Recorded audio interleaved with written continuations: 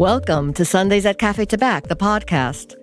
This podcast series is an extension of our film's mission to affirm and extol the courage, strength, and joy in our LGBTQ plus community through the preservation and sharing of our personal stories and the collective histories we live through and change. I'm your host, Wanda Acosta.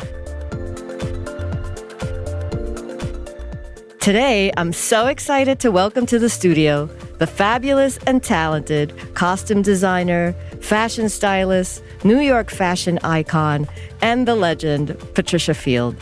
She was the owner of the renowned boutique Patricia Field in New York City for 50 years. She was the costume designer for the film The Devil Wears Prada, the series Sex and the City and its subsequent films, and most recently she created the wardrobe for the series Emily in Paris, among many, many accolades.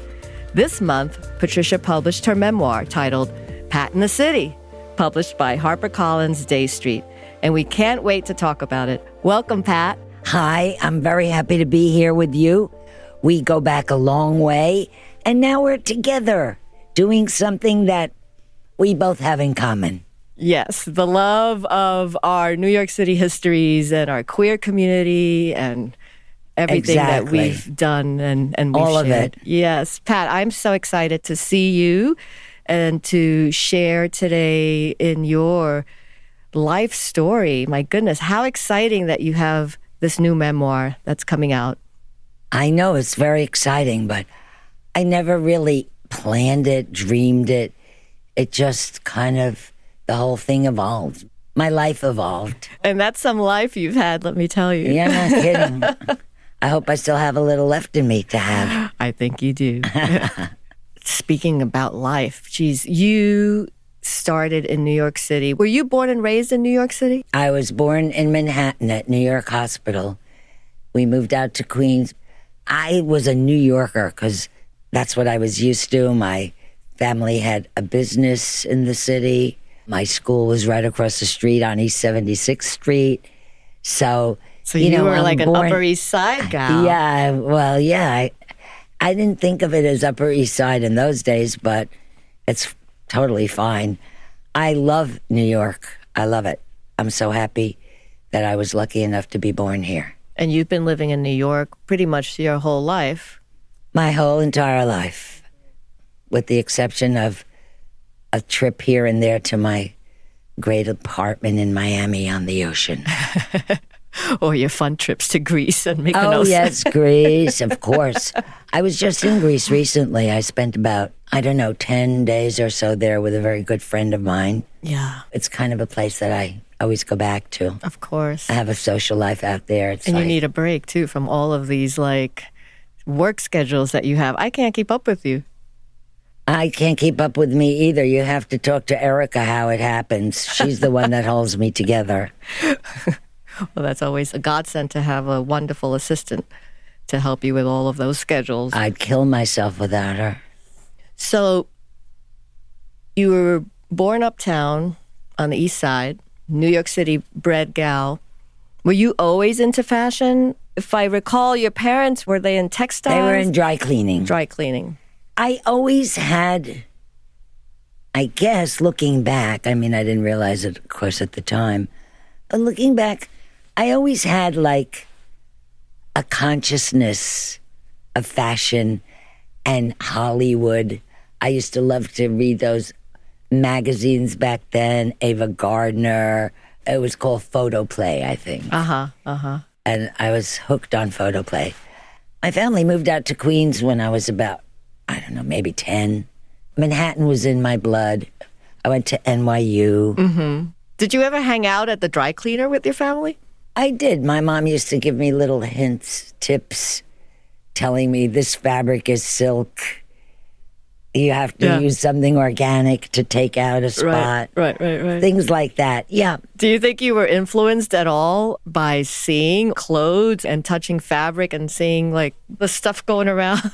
Yeah. I don't know exactly what that influence was. There must have been an influence. At that point, her shop was in Manhattan and East Side. My mom loved to buy me cashmere sweaters. I was like, Ma, not another cashmere sweater, please. I was like, You wanted something more funky. yeah, more, But for her, it was, how could I say, it verified that she could afford to buy me a cashmere sweater. Right. Because it was a thing to be able to afford a cashmere or leather or something. Yeah, we'd go on Madison Avenue or Bloomingdale's. Now, you mentioned in your book that one of your first jobs was working at Alexander's. Yes. And was that the Alexander's up on Lexington Avenue by Bloomingdale's or a different one? It was the original Alexander's in the South Bronx.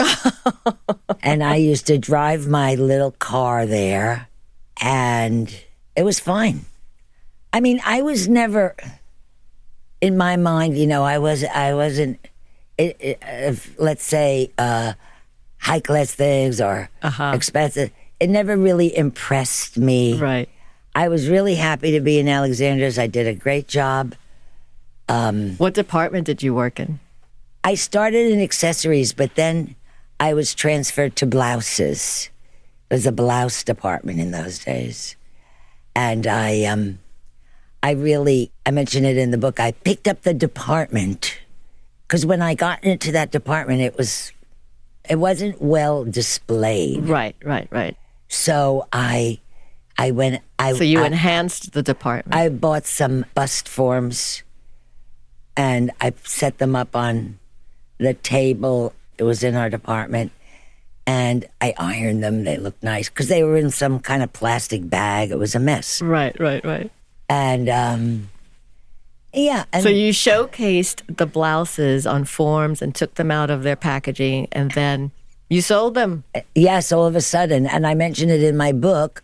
One day, a few execs came from upstairs down to the main floor where the blouse department was.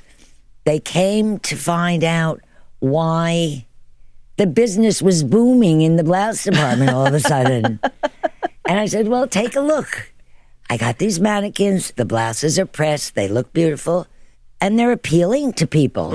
The way they were displayed before was very unappealing. It didn't take a genius to see that. Right. Oh, so did you get promoted? I did. I got promoted as assistant buyer to the blouse buyer. No way. Look at that. Oh, that's incredible. But the merchandise manager, I don't know, she had something against the blouse buyer. Not me, but the blouse buyer. And she was always like pushing me to take over. But I liked him. He was a nice guy. I didn't want to give him a push out. That wasn't the way I felt. But then I went on to another big chain store called, well, a few names, but it's Midwest. It's not New York. It's called Petrie Stores. It's kind of like a Learner's. Oh, I remember seeing Petrie Stores, but you're right. That's not... Marianne shops are there. Special shops. Right. But, they were all over the country, but they were really not in New York. And that was good, too. I had nice bosses. They were happy for me to be there, and I was happy for that. Right. That's great. I worked in Alexander's when I was in senior year of high school, but it was the Alexander's up on Lexington. Road. Oh, on Lexington. By Bloomingdale's, and I was in the shoe department. And I think I spent all of the money that I made at Alexander's at Fiorucci, which was around the corner. Across the street. So it was really whatever. I know Elio Fiorucci, from years back. Yeah, that was a great store. Yeah, it was. It's too bad it's not there anymore. Yeah, that was fun. So you opened your first store, which was the pants store, right? Right, pub. Yeah, it was a stupid name. Thank God we changed it at some point. But that was in the West Village, no? No, it was on NYU's campus. I knew that whole area because I went to NYU. And I knew that I could find something, let's say, with a decent rent. But at the same time, I knew that the gals going from building to building, they would pass that. It wasn't a shopping street, but they would pass that store. But was it part of NYU at that time still? Yeah. That where you opened the pant pub? Oh, wow. Yeah, okay. It was NYU. At that time, the real estate department of NYU the execs, they were part of NYU staff. So it was very personal. It was really nice. Then they got a new president and, he kind of made it much more corporate. But anyway, I took the store on 8th Street, which was also NYU.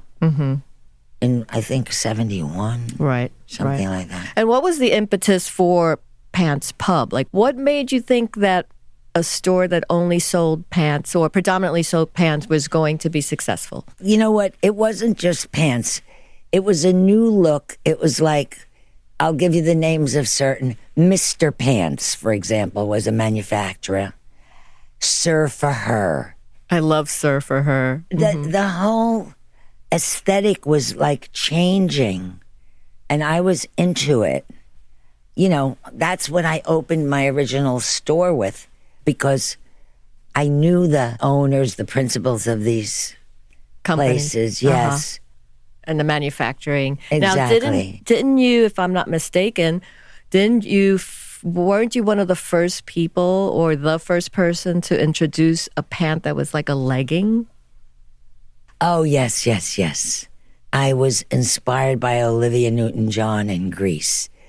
The last scene where all of a sudden she turns into this sexy gal. Yeah, I remember. And, but I loved the shape. I wasn't really sure what fabric it was, but it was, tight. And so I said, I want to make a pant with that silhouette. And I found a lingerie maker on 29th Street. And I showed him what I wanted and so on. And he made them for me. And so I put my label in them. And they were a hit. Actually, back in those days, it was like Henry Bendel bought them. They were in the windows. Oh, wow, that's great. It was kind of like a new thing. Well, you always had a new look in your stores and in your merchandising, stuff that you would normally not find in any other stores. That's true. That really made your boutique on 8th Street stand out. And you were there for years. Yes, I was. I went there in 71, I think. And I can't remember when I left. But if it didn't excite me, even the concept, not even necessarily the exact garment. Like, I used to go to sporting goods shows with one of my colleagues, the kids that worked with me. And, we discovered body glove, but for club wear. Right. Or, that type of thing. It was. So the unconventional stuff that you wouldn't normally think of to use as fashion, you had a good eye and concept for. Of course, because I wanted something that I could apply to, not everyday people, but, fashion people. That was new for them, to their eye. Yeah. I was like, we used to go to... Like the hockey shields, you could just put them on over something. I know we would go to Las Vegas to a sporting goods show. And it's real sporting goods. But in our mind, we were looking for club wear. And I did a movie years later, but I remembered this company called Spyder, Spyder. They had a jumpsuit out of a stretch fabric with a big spider web, which was their logo. And years later, I did a movie. Shelley Duvall produced it. And it was all these different characters from Mother Goose Land. And one of them was Itsy Bitsy Spider. And I said, I know the perfect thing for Itsy Bitsy Spider. A jumper. It was a black jumpsuit with a day-glow yellow spider web on it. And sure enough, he loved it. He could dance in it, move in it. And it you was used great. it. Oh, that's great. Yeah. Oh, yeah. So it came back around. Yeah, it came back around. So you can imagine Myra and myself going to a sporting goods show. Yeah. It's all these men in sporting goods. Right. They're like, what are they doing here? And we're these two, crazy girls in their mind.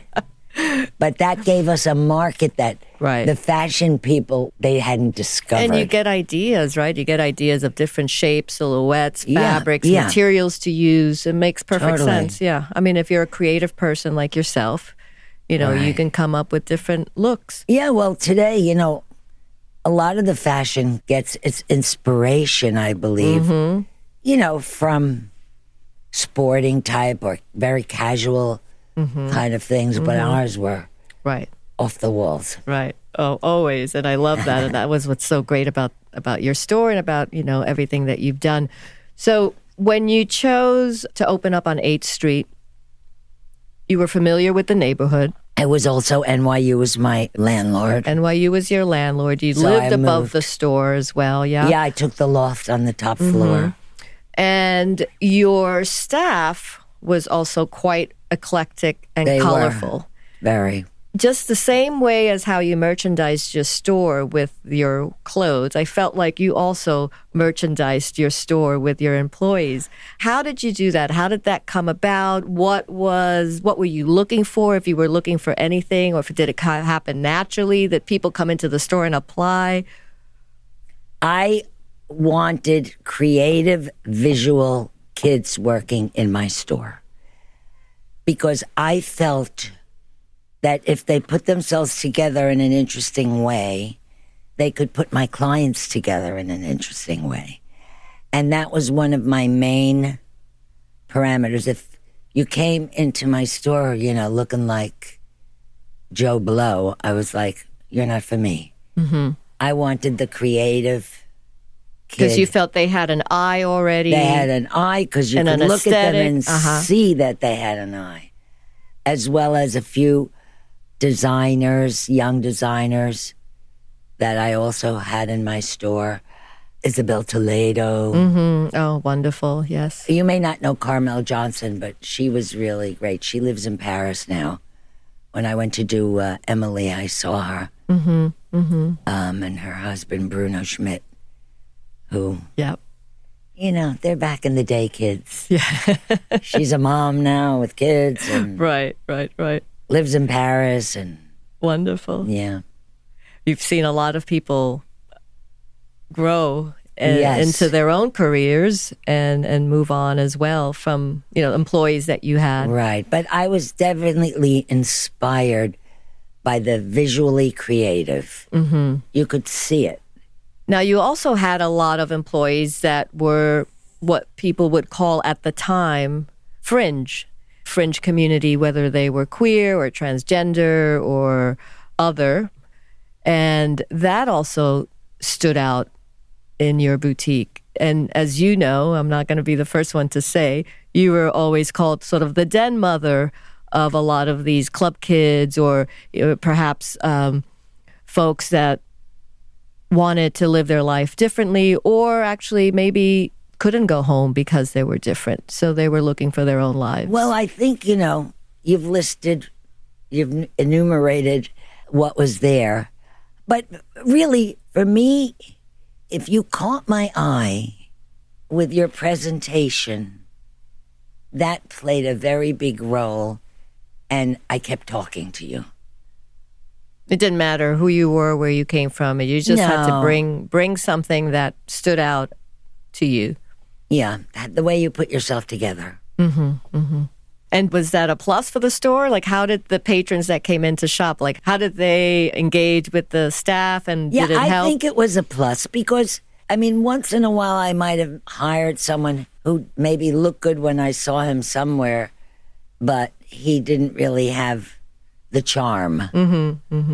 But in general, when you came into my shop, it was eye candy. How could I say? It was. And, it was fun. And I surrounded myself with creative people, and I was happy in that environment. Right. And it also made it much more pleasant and cheerful to be Right. surrounded by a bunch of creative, fun types Of in the course. store. If you got to work, you might as well make it fun. I love the story in the book about Armin Ra. Oh. And because I know Armin as well. And Armin, for Oh, you those that know don't Armin. know Armin, is a very unique, beautiful theremin player. I know. For anybody that doesn't know what a theremin is, I'm telling you, it's like what he does. That instrument, I don't think it was originally created to do what Armin does with that instrument. He's wonderful I with know, this. it's And you can fabulous. find him on YouTube, Armin, Armen, Yeah. R-A. Incredible. But I love the story about him coming in, doing one thing and kind of messing up, and you giving him another chance and saying, hey, just take over the makeup section because you seem to be good at that, you know? And Yeah, and he was kind of like, I am not good at makeup. I said, yes, you are. Look at your face. It's so made up beautifully. Do the makeup. and he did have a beautiful face and great makeup. So, yeah, I guess you could tell what somebody might be able to apply themselves to based on how they were doing it for themselves. And you gave them chances. And I think that that was a beautiful thing. Yeah. Well, I knew him before. He's a fellow Armenian, but his family, I think, came from Iran. And, so we had that in common. I'm half Armenian. So that already warmed me up to him. Right. And, of course, his artistry. I mean, he's a great artist. He's out in Los Angeles now. Oh, is he? That's why I haven't seen him for a while.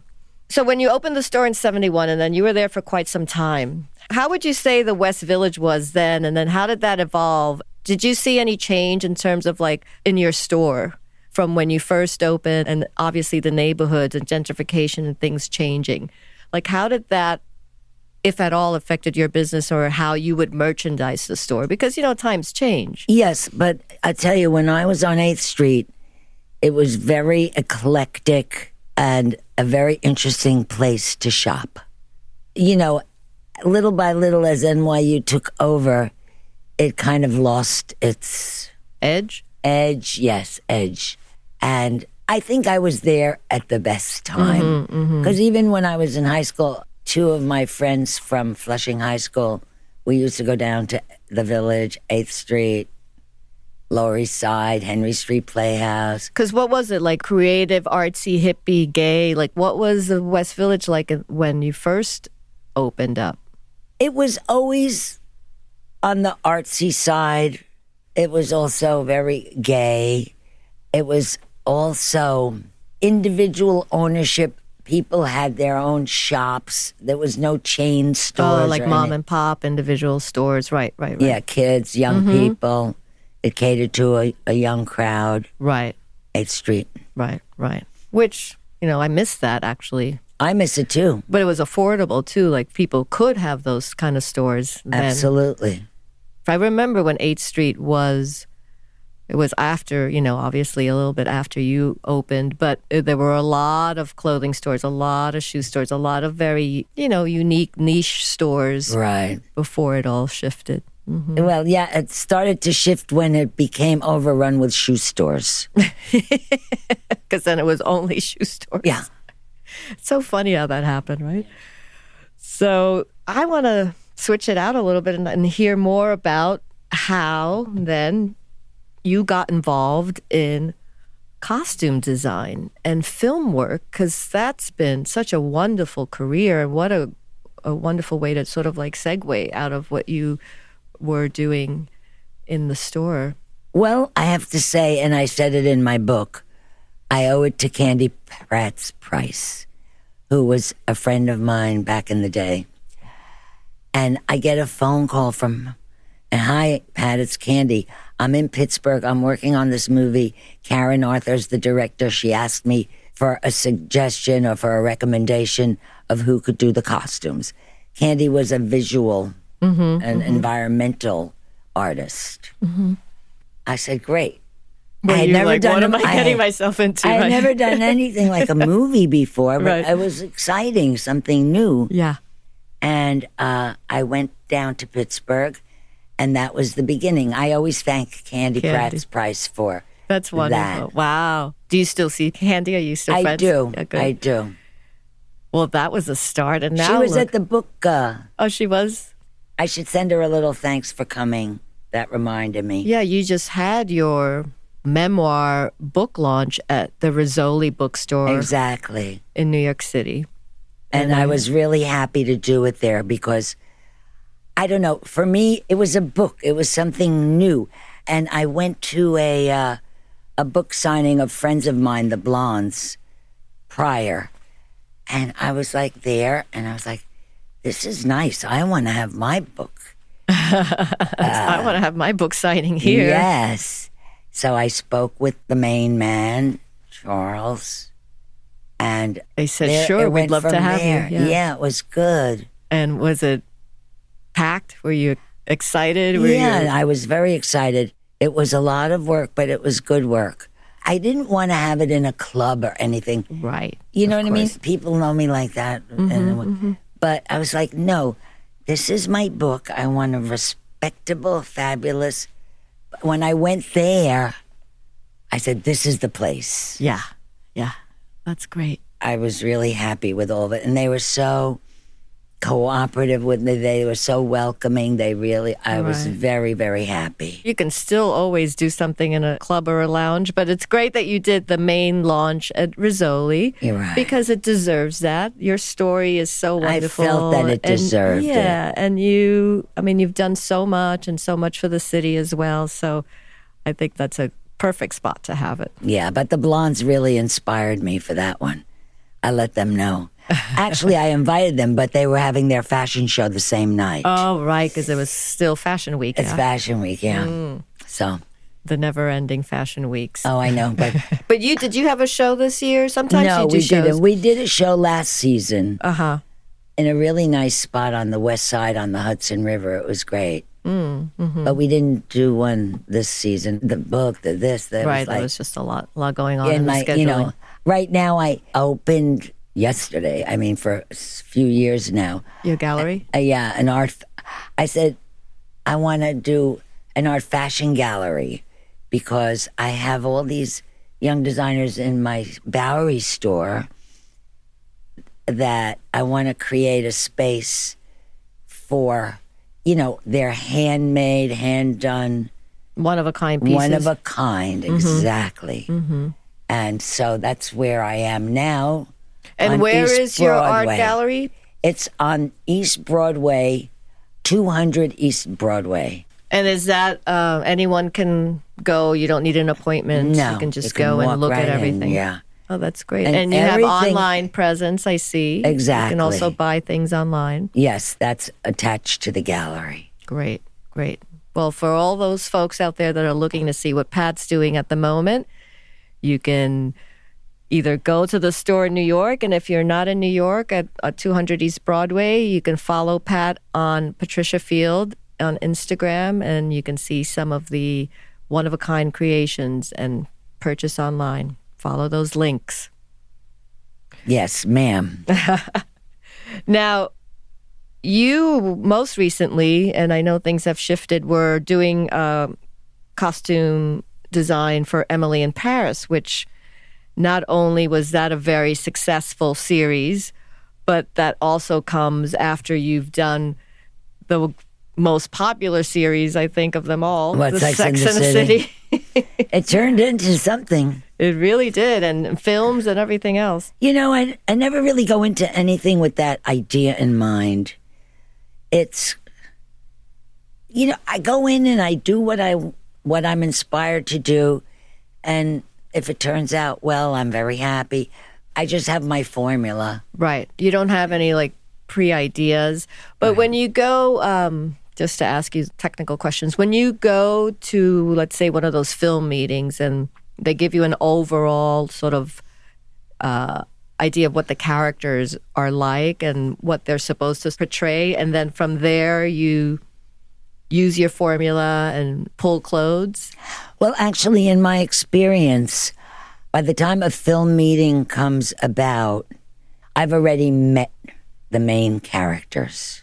The thing is, it's like dressing an actor is definitely about, of course, your own formula, but getting to know the actor and what they're comfortable in, what they're happy in, because they're on camera. I'm not on camera.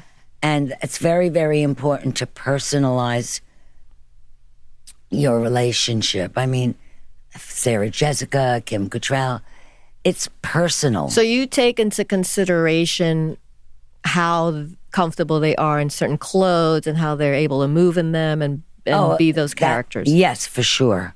how, they can move in them and feel free, but also feel gorgeous. Right.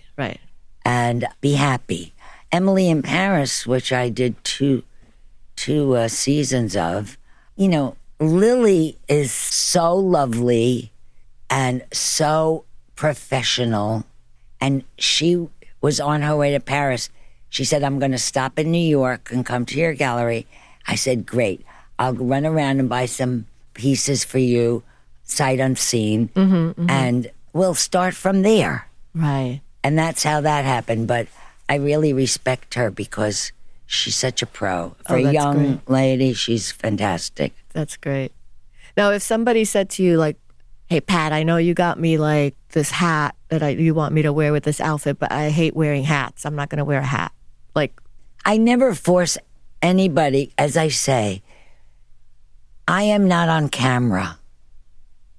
If you're on camera, you have to feel the maximum that you can feel.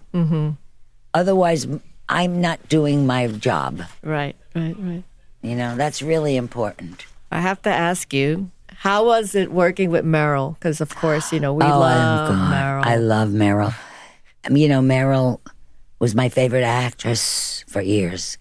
And when David Frankel called me up about this movie that he's doing, The Devil Wears Prada. The Devil Wears Prada. And he didn't say Devil Wears, he said Meryl Streep. I said yes. And, working with her, it was so cool. There's a story that goes around, but it's probably been heard, that I met with Meryl and her designer, her groomer, and she said she's going to do white hair. So I communicated with the producers what it's going to happen, and they were like, no, because they're men, and they think white hair is old lady. Right. Anyway, I said to Meryl, I've been trying without succeeding. Please go tell the producers you're wearing white hair. And she did, and she's wearing white hair. And she wore white hair, and she looked fabulous. Yeah. Did not look old lady. I was so happy because I always wanted to dress her. And David Frankel calls me and said, Meryl Streep. I said, oh my God, Meryl Streep. I respect her so much. I'm so excited. I mean, another legend, right? And what a great role. Yes, and it was a chance to show her in a different way than we've seen her before. Yes. And I always had that in the back of my mind when I would see Meryl in different films.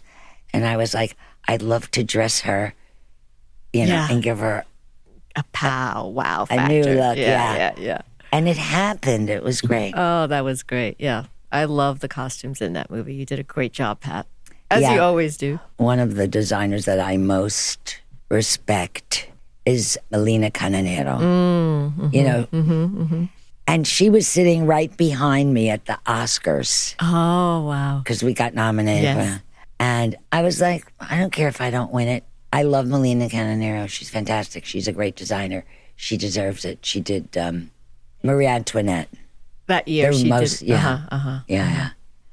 But I knew her from before. I mean, I knew her work from before. Right. Oh, she's great. Yeah. Yes. Yeah. And you did actually win, was it an Emmy that you guys won for Sex and the City? You and Rebecca at the time? We won Emmys. I have a few Emmys in my apartment. Actually, I gave one away to somebody who I don't even speak to anymore because he was rude to me. But he has one of my Emmys. Because I'm like, what am I going to do with all these statues in my apartment? I just have a little apartment. But yes, I actually, in my mind, the Emmy as a sculpture is a beautiful sculpture. Yeah. It's draped fabric on a body form. It's beautiful. Oh, perfect. So that's actually kind of like a perfect perfect statuette for you. With fabric and fashion. Yep. Now, if you had to talk about what you think you have left as legacy, not that your work is done, because Miss Thing, I know your work is not done, but if you had to talk about what your legacy is, what do you think that is? That's a very difficult question for me to answer because I learn from the outside world that I'm talented. You know, when I do my work, I don't think about any of that. I'm just enjoying it, doing it. And I don't really think about legacy, but recently, you know, that whole legacy thing has come up in different places. And it makes me think about it, but I try not to. Because, you know, I do my thing and I don't want to change my formula. I don't want to be self-conscious that I'm, you know, somebody, I don't want to say famous, but, you know, in that sense. Right. It's not what motivates me. Right. What motivates me is making beauty and making things gorgeous. Well, I think that if somebody from the outside had to say maybe what everyone's idea might be different, what your legacy would be. For me, as someone that's known you for over 30 years. Okay, you're outside. You're good. I think that I would say that you've helped me look at the world in a different way. Really? That you've helped, you know, like an artist. Like, so if you go to a museum and you look at a painting that moves you, or look at a painting that you're like, gosh, you know, this is kind of weird, but there's something interesting about it. You know, you leave that museum with a different perspective. Yes. And I think that you've done that by what you have put out, not only by what you've created in your stores, what you've shown in your stores and selected in your stores, by the people that you've employed, by the wardrobe that you yourself, how you yourself present yourself. I mean, I'll never forget you coming into Cafe Tabac on Sundays, and we couldn't wait to see what you would wear because you always had something fantastic on that would inspire, whether it's the color coordinations, the different patterns together, whatever. You know, it made one look outside of their parameters to other things. And I think that that's quite special. Thank you very much. Thank you for taking me back to Cafe Tabac days. Yes. Those were some fun days. Yes, they were. And I loved watching you walk up those stairs. It was fun. Was that the beginning of your career? That was the beginning of my event producing career. Yes, 1993. It was fun days. Mm-hmm. And that place was cute. That was cute. And here we are. And that's how we met, probably. Yes. At Tabac, if not, you know, kind of in and around that time with all of those friends that we made there as well. Yeah. It was a gay time. Did you ever go to that one on 2nd Avenue called Sahara? No, that was uptown. That was Leslie Cohen's place. Yeah. No, I wasn't quite out yet. I was too young. I used to go up there. But it wasn't too far away from the time of Cafe Tabac. Because I remember that who I used to go with, and I was still with that person when Cafe Tabac rolled around. Okay, so maybe that was maybe 10 years prior or so. Yeah, I spent some time with Leslie down in Miami. And then It's unfortunate that she's no longer with us, but Leslie was also very instrumental in the queer and lesbian scene in New York City. She was. With Club Sahara and her partners, yes. And you know that statue of her in the West Village? Yes, and in Stonewall, across from the Stonewall Park, there's a beautiful statue. That's the one I'm talking about. A beautiful statue of Leslie and her wife, Beth Susskind, that the artist, sculptor George Siegel created. They are forever immortalized on the bench there. It's so fantastic. Because there's a bar that I like to go to. Well, it was before COVID. I wouldn't go there until COVID is completely gone. Because it's down in the basement. Right? Which one? I'm trying to remember the name of it. The monster downstairs, yeah. Yeah. Yes, that's fun. Yeah. Bunny and flotilla spinning. And then I always get, to see Beth and Leslie Right. Oh, I know. Sitting on the bench. I always try to leave a little flower or something Yeah. there. It's so sweet. Yeah. But that's what I mean about New York when I say it's a big city, but it's a city that has life, and you're part of that life. And your associates and friends are part of that life. There's life going on. You and I are sitting here. That's life. Yes, absolutely. We know each other from a time you developed into your podcast. I started to do film, TV. I love this city. I feel very lucky that I was born here. Yes. I mean, 'cause when you talk about life, like, I love music. I love nightlife. I've always liked gathering with people in spaces. I know that I see that in you. I mean, I know that you've loved nightlife as well. And it just feels really alive to me when I don't frequent them as much anymore. Not because, well, things have changed too. Like the clubs are not the same. New York's not the same. But if there's a good night with some great music and we can gather with some friends, I'd love to go. I can't stay out till 5 a.m. anymore, but it's, I'm with you. I like it. It's fun, and I love watching and being the voyeur and dancing and feeling that bass in my body. I miss it too. I miss Studio 54. Those times of nightlife was alive, and it was very, I guess, disco. Right, but everything's changed, and the digital era has also created, a different kind of engagement with people. Exactly. Here we are sitting doing a podcast. Yes. So, Pat, I love having you in the studio. It's so great to see you. And I wanted to ask you, do you have anything else coming up? I think that someone mentioned you're going to be on the Drew Barrymore show. Yeah, I'm glad you asked because I'm excited to do her show because I never met her. But I just hear really great things about her. Yeah. That she's down to earth. So I checked the show and I saw that quality in her. And, that's what I like, down to earth people. I'm down to earth. I'm not into snobbery or anything.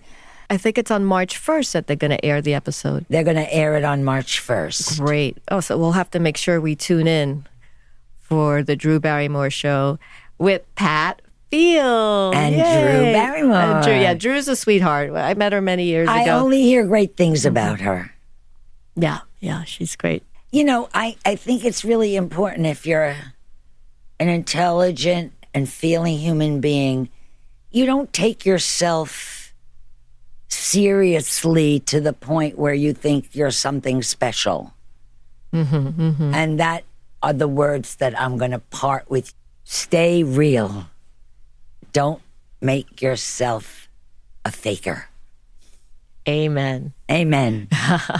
Love you, Pat. Thank you so much for being here. It was a pleasure. I mean, we've known each other so long. I'm glad we finally got together this way. Yes. And congratulations on your memoir and Thank you. Any new projects that come up, and can't wait to stop by the gallery. Oh, yes. You said new projects. Yeah, tell us. I have a documentary happening. Oh, wait a minute. My producer and director, they want it in the Tribeca Film Festival. So they're doing a documentary on your life? No, it's a documentary, it's within a certain time period, contemporary now. Oh, okay. And it's done. I'm happy if they get it into that festival. Oh, that's great. Tribeca Film. Okay. But it's good. That's why. And I think, maybe they'll accept me. And is it a full feature documentary or a short documentary? It's a full feature documentary. We went to see an initial, like the screening? It was a screening of a rough cut. It looks pretty good. Well, it's hard to watch yourself. Yeah, exactly. It's like, Right. But the director asked me, well, what do you do for exercise? I said, in the pool? I like to swim. And he put me in a pool. And he starts the documentary, me swimming in a pool in Manhattan indoor. Oh, wow. Place, nice pool. When did you guys start filming that? Has it been a while when they started filming? At least a year or more. Oh, okay. That's great. Yeah. Well, we can't wait to catch that. I hope that it does feature at the Tribeca Film Festival, I hope because that would be a great It's place to showcase it. Yeah, it would be a good showcase. Yeah. Well, we'll keep Well, in we'll touch see. and I think- updated on that. I mean, let's face, why shouldn't they? Yeah, exactly. It's Pat Field. Yeah, it's Pat Field, after all. Thank you, Pat. Thank you. Thank you for listening. You can pick up Pat's memoir called Pat in the City at harpercollins.com, Amazon, or your favorite bookstore. And you can follow Pat on Instagram at Patricia Field. For more, subscribe to Sundays at Cafe Tabac, the podcast. You can also learn more about us and our film at cafetabacfilm.com and at Cafe Tabac Film on social media. Please share your thoughts with us, and if you have a coming out story that you'd like to share, reach out to us. This episode was recorded at the Newsstand Studio at Rockefeller Center in New York City. Special thanks to Joseph Hazen and Karen Song for their support. Thanks for listening.